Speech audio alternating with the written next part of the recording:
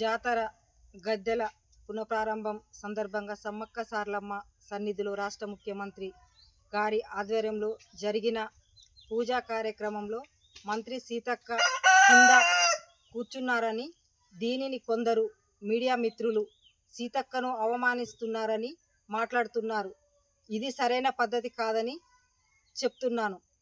మా ఆదివాసుల జాతరకు వచ్చే భక్తులకు అతిథులను గౌరవించే సంప్రదాయం మా ఆదివాసులది. జాతర నిర్వహించడంలో సీతక్క పాత్ర గణనీయంగా ఉందని మేము తెలుపుతున్నాం.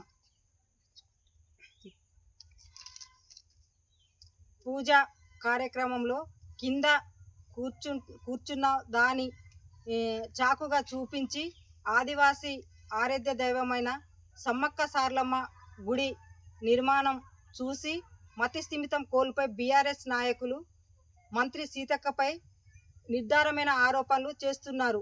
ఆదివాసీల నిర్మాణం చేయడం బీఆర్ఎస్ పార్టీ నాయకులకు మింగుడు పడడం లేదు. బీఆర్ఎస్ నాయకులు సోషల్ మీడియా వేదికగా రీల్స్ లేదా నటిస్తున్న సీతక్క అని మాట్లాడడం అది సరికాదు. 10 ఏళ్ల బీఆర్ఎస్ పాలనలో అభివృద్ధి జరిగితే పల్లెల్లో దుమ్ము ధూళితో ఎలా రోడ్లున్నాయో అని మేము ప్రశ్నిస్తున్నాం.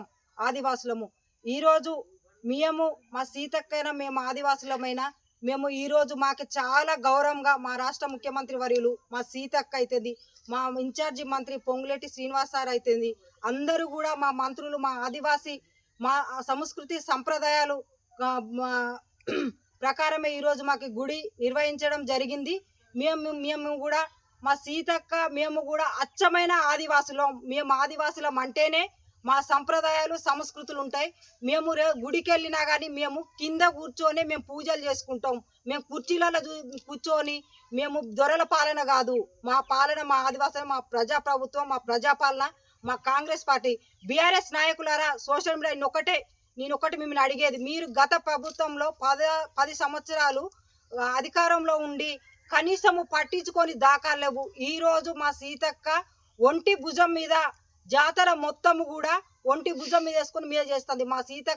మా సీతక్క నిన్న జరిగిన మీటింగ్లో మా ముఖ్యమంత్రి మా మంత్రులందరూ కూడా గౌరవ సభాధ్యక్షులుగా మా సీతక్కని ఆహ్వానించిండ్రు.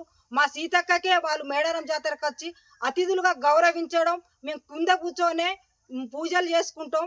మీరు ఖబర్దార్ బీఆర్ఎస్ నాయకులారా, ఇక నుంచైనా సీతక్క గురించి, సీతక్క గతంలో కరోనా టైంలో కరోనా వస్తే అది కూడా రీల్స్ పెట్టి రీల్స్ అని దాని రీల్సా రియల్ అనేది జనాల్లో పడిపోతే రీల్స్ పెట్టిందా రియల్ అనేది చెప్పుతారు. ఇప్పుడు మేము ఆదివాసులు అందరం మాకు అనుగుణంగా మా మేడారం జాతర మా సమ్మక్క సార్లమ్మ సన్నిధిలో మాకు గౌరవంగా మా ముఖ్యమంత్రి సీఎం రేవంత్ రెడ్డి గారు మాకు 100 కోట్లు తెచ్చి మాకు ఇక్కడ నిధులు మా ఆదివాసుల సంస్కృతి సంప్రదాయాల ప్రకారమే ఈరోజు గుడి నిర్వహించడం జరిగింది.